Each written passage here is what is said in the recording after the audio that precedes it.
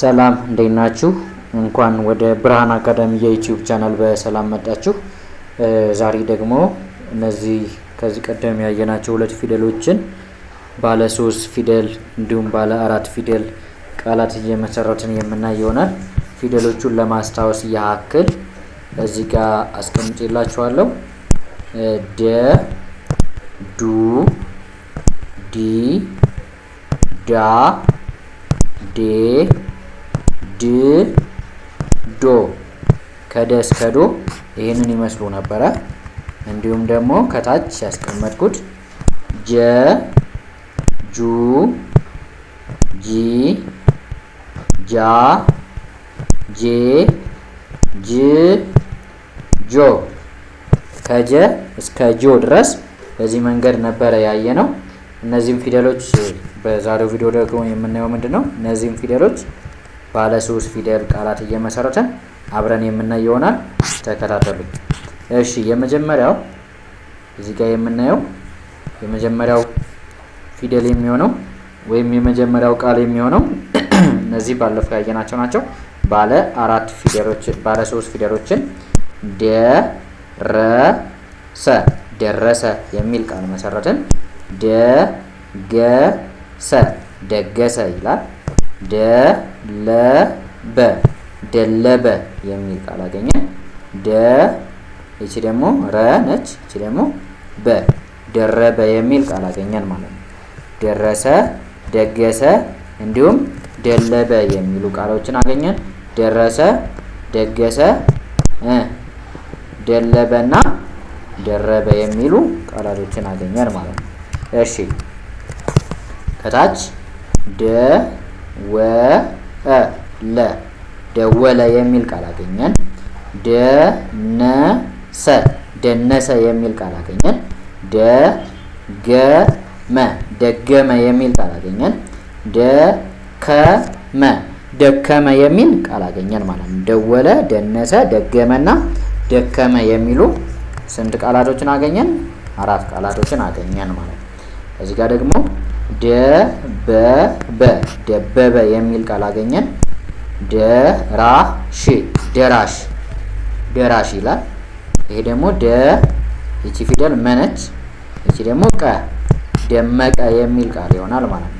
እዚህ ጋርስ ደፋር ደፋር የሚል ቃል አገኘን። አሁን ከመጀመሪያ ጀምረን ብንከልሳቸው ደረሰ፣ ደገሰ፣ ደለበ፣ ደረበ፣ ደወለ፣ ደነሰ፣ ደገመ፣ ደከመ የሚሉ ቃላቶችን መሰረትን።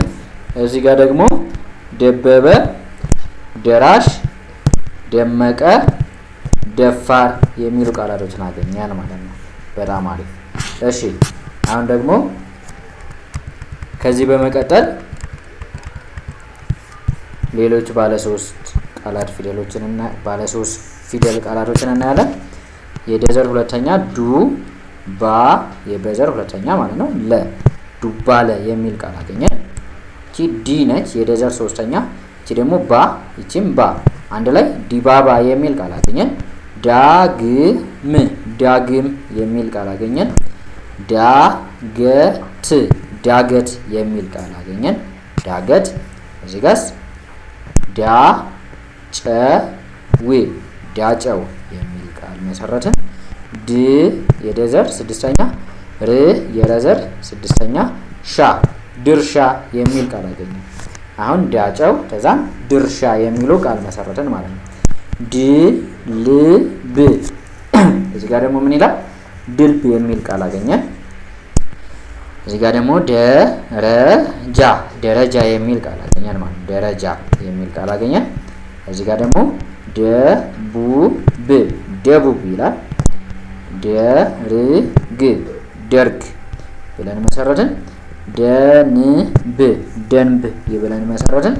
እዚህ ጋር ደግሞ ደራሲ ደራሲ ብለን መሰረትን ማለት ነው።